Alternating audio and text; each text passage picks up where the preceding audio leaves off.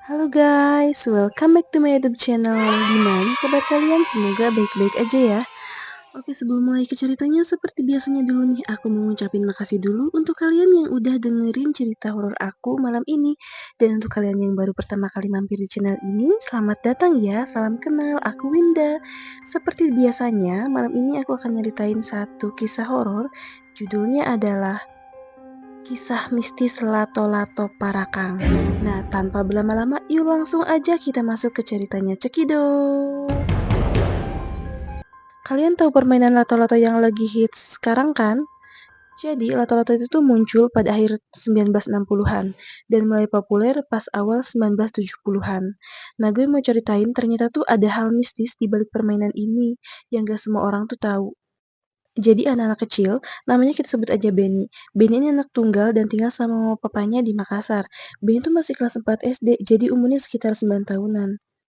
Suatu hari, neneknya tuh datang ke rumahnya. Karena setiap Sabtu dan Minggu, emang neneknya selalu main ke rumah Benny buat kayak main sama cucunya itu. Pas hari Sabtu ini, Benny pulang ke rumah jam 1 siang karena habis main dari rumah teman sekolahnya.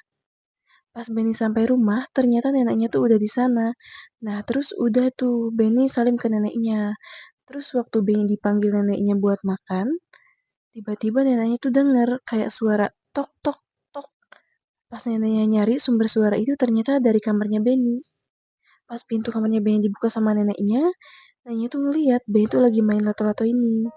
Di situ neneknya tuh kaget banget, bener-bener teriak-teriak ke mama papanya Benny pakai bahasa Makassar yang artinya tuh, "Ya Allah, mode peristiwa apa ini? Itu bisa manggil." Nah, dengar neneknya histeris, papa mamanya langsung lari ke Benny kan. Mereka tuh juga berusaha ngelarang Benny main lato-lato dulu. Tapi baik lagi, namanya juga anak kelas 4 SD lagi senang-senangnya banget sama mainan baru, apalagi juga semua teman-temannya pada main kan. Jadi Benny ngambek dan gak mau makan. Dia ngurung diri di kamar sambil tetap main lato-lato ini. Karena orang tuanya Benny bingung, akhirnya mereka tuh nanya ke neneknya, kenapa sama lato-lato? Akhirnya neneknya tuh cerita kejadian yang bikin dia keinget seumur hidup. Jadi waktu itu sekitar tahun 1973, waktu itu neneknya tuh masih umur 13 tahunan. Ada tangganya nenek suka banget main lato-lato tanpa kenal waktu. Kayak dari pagi sampai malam bener-bener main itu terus. Tapi karena lagi hits pada masa itu, akhirnya nenek nyobain beli lato-lato. Dan dia akhirnya mulai main. Nenek di situ sempat ketagihan juga, guys, kayak teman-temannya yang lain. Karena kan main itu tuh lumayan susah ya, apalagi bisa sampai mental-mental ke atas gitu kan. Nah, nenek sambil belajar, biar pas main sama teman-temannya tuh dia udah jago. Beberapa hari nenek belajar, akhirnya nenek tuh jago main itu.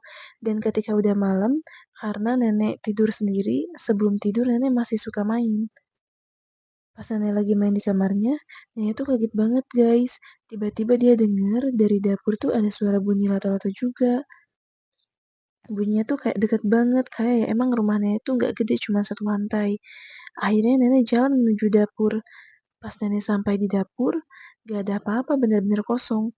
Tapi pas nenek ngeliat ke lantai dapur, nenek tuh nemuin lato-lato warnanya hitam, pukunya pol hitam, tergeletak di atas lantai.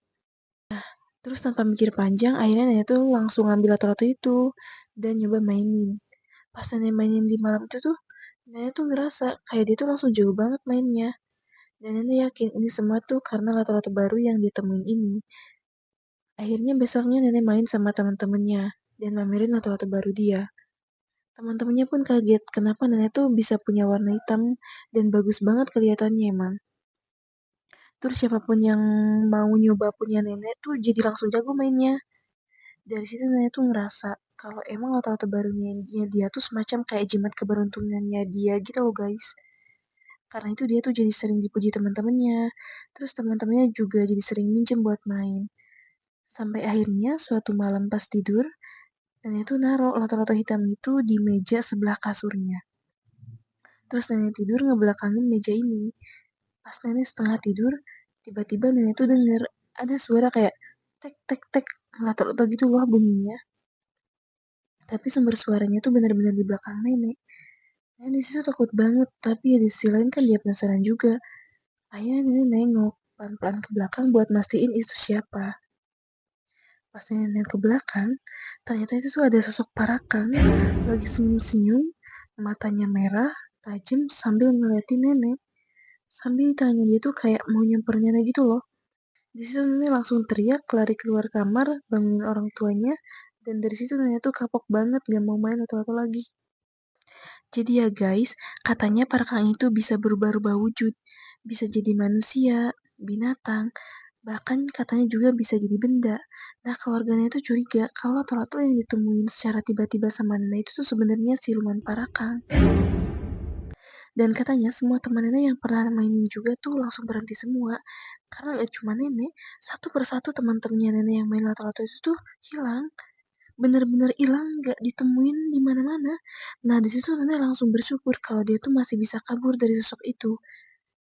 Makanya dia trauma banget waktu Benny main lato-lato. Soalnya juga katanya sih bunyi lato-lato itu pertanda adanya peristiwa atau kayak perang. Nah, si Parakang yang dilihat nenek pada waktu itu tuh, itu bentuknya tuh gede, rambutnya acak-acakan, matanya merah, pokoknya mukanya tuh mayoritas kayak merah gitu loh guys. Terus kayaknya dia tuh dicurigainnya dapat berubah jadi lato-lato gitu loh. Soalnya kan lato-lato yang di atas meja itu hilang. Terus adanya Parakang itu. Nah, jadi kayaknya si Parakang itu menjelma jadi lato-lato warna hitam itu. Wah, cukup serem ya guys ya. Jadi ternyata aku juga baru tahu nih, lato-lato tuh bisa mengundang makhluk halus gitu ya kasarannya. Ya, tapi mungkin karena kepercayaan dulu gitu kali ya. Gue juga jadi takut nih main lato-lato. Tapi gue juga ngerti sih kenapa si nenek bisa sampai setrauma itu gara-gara denger lato-lato doang. Karena ya, karena ketika lo main lato-lato dan ditampakin sama makhluk halus gitu, wow, gue sih juga jadi takut dan males mainnya. Nah, oke guys, gitu ceritanya. Gimana nih? Setelah mendengar cerita terkait lato-lato ini, apakah kalian masih ingin memainkan permainan lato-lato ini? Atau malah jadi takut dan mau berhenti aja untuk mainin permainan lato-lato ini? Komen di bawah ya. Oke guys, gitu aja cerita dari aku malam ini. Untuk kalian yang suka dengerin ceritanya, jangan lupa like, comment, share, and subscribe. Jangan lupa bunyikan lonceng notifikasinya juga ya, agar kalian gak ketinggalan sama video-video updatean terbaru dari aku, dan agar aku makin semangat juga nontonnya. Oke guys, see you in the next video, bye-bye!